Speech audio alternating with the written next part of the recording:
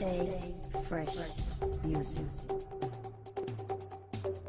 Yo, so how's it going, guys? Welcome back to another GTA 5 video. So as I'm sure you guys are aware, Rockstar Games are probably rolling out one of the best money making weeks in recent times. The last time Rockstar Games have promoted so many epic money making methods, they ended up releasing a DLC not too far after. So I think it is safe to assume Rockstar Games have most likely got a massive DLC planned right around the corner. Now, like I said, Rockstar Games are offering some epic money promotions, including double money on all of the contact missions as well as all of the stunt races, which I have already made videos on, so I will leave a link to those down low. However, Rockstar Games are also offering double money and double RP on the Hunting Pack Remix Adversary Mode, which is not only an extremely fun adversary mode, but if played in the right way, can earn you guys a ton of money in no time. We're talking millions easily every single day. Now, of course, adversary modes can't be played solo.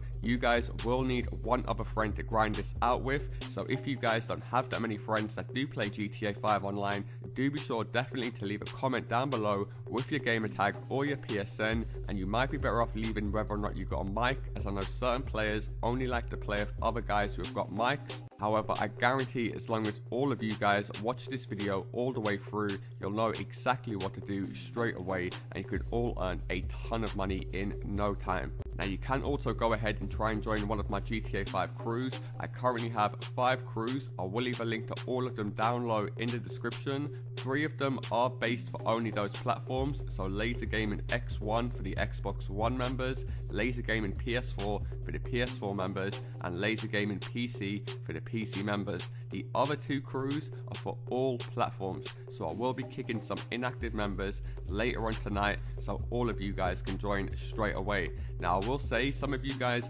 may prefer to play solo and just chance your luck in random lobbies, so I will take a few minutes just to give you guys a few tips and tricks that could end up helping you guys in the long run. So as always, if you guys do enjoy the video and you would like to see me cover more epic money and RP guides in the future, all I ask is you guys do return the favor by dropping a like down below, and if you guys are new around here, feel free to subscribe as I do post daily GTA 5 videos. Without further ado, let's get into the video.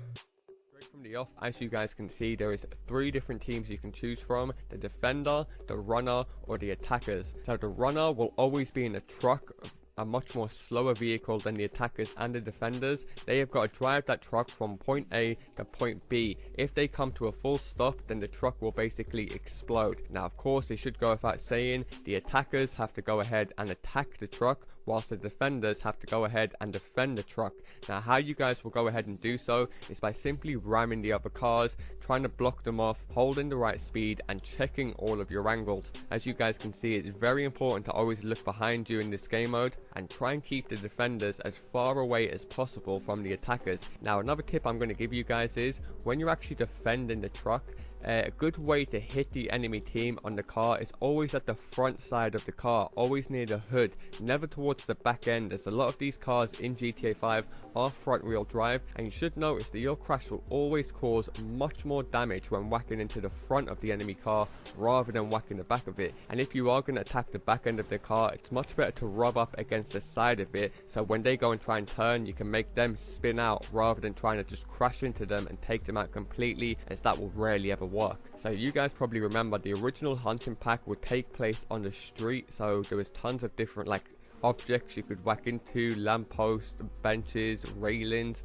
whereas this one, Hunting Pack Remix, takes place on all of these very unique race courses. And you will notice that a lot of these courses do actually have drop-off points, so if you guys are attacking, you want to try and pick the right time to try and attack the truck, as you might be better off whacking it 2 seconds later and you can completely take it off the track rather than trying to make it come to a full stop. So it's almost like an exact version of Cops and Robbers, which Rockstar Games did release in the last big DLC. If you guys can remember, it was based in the little Mini Coopers and the other team had police cars. However, the car wouldn't self-explode if it come to a full stop. You just had a time limit in that game. whereas as you guys can see in the bottom right, you have no time limit at all in this game. So you guys have potential to drag it out as long as you like, which I will talk more about in just a second. However, as you guys can see on screen, the best tactic to take out these trucks is just to get them up against any wall, make sure your friends come from the behind and just trap them in, and you guys will notice it will self-explode very quickly. Now finally, from the runner's point of view, you guys can see in the bottom right, you will have an explode meter and a speed meter. If this speed meter starts to drop down, then obviously the explode meter is going to start to fill up quicker, and if that reaches the peak, then your world will self explode. So a few tips that I'm going to give you guys when playing as the runner in this brand new game mode is just to always stay central to the racetrack. As I mentioned in the previous part, you guys don't want to go near the walls, because that is where you guys will get trapped most easily and just die straight away. Also, as you guys can probably tell by the gameplay, keep on looking behind you. Always try and take note of where the enemies are, because if you can see them approaching you very quickly, you guys can just come to a full stop brake, quickly hit the acceleration and get the hell out of there. Whilst yes, it may be a slightly risky tactic by fully stopping and then going, but you guys actually have less chance of getting trapped, which is the main thing and the main problem that I've seen a lot of people die from. So now that I've fully broken down what this game mode is about, as well as giving you guys a few tips and tricks, I'm going to quickly explain all of the different time payouts that Rockstar Games do offer in the adversary mode. Okay, so quickly before I break down how much money you guys will earn depending how long you play the game for, and once you guys earn all the bonuses, it is worth mentioning you're probably better off actually creating a playlist with like 2 or 3 of these adversary modes in them. This will just save you guys a bunch of times having to vote for the menu after you finish every game, plus you guys will be earning a playlist bonus by playing them in a playlist. So simply go ahead and press start, go across the online playlist,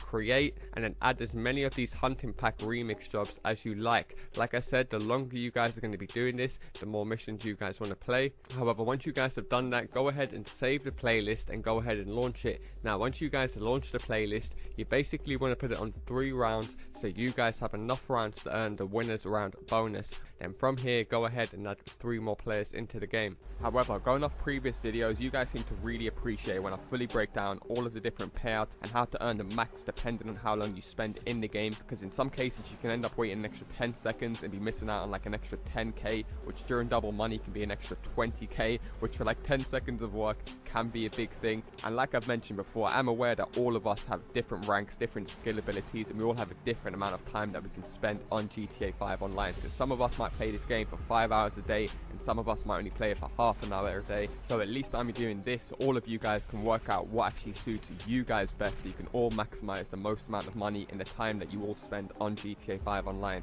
So by far the lowest payout, and the one that you guys definitely don't want to do, is try and finish the game in under 2 minutes. Because as you guys can see, if you're able to finish the game in under 2 minutes, you guys will only be receiving 5k for winning and 3k for losing, whereas if we just spent an extra minute and a half, so it went past the 4-minute mark, he would have received a very nice 8k, which would have been 16, and we would have received 8k. However, if we would have literally only spent an extra minute in the game, because that round was 5 minutes, so if we ended it between 6 and 8 minutes, he would have literally doubled his money up from 8k all the way up to 16k, as well as the losers earning a very nice 18k for literally just losing. So that is by far the biggest jump. You guys definitely never want to finish these games under 6 minutes, because you're practically only ever going to get a quarter or a half of what you should be earning for literally only a couple minutes of work. So if you guys are willing to push it literally only an extra minute, you can increase it again by another 4k, so you're not quite doubling it, but you are still increasing your payout quite nicely, so you're getting 20k if you guys are able to finish the game between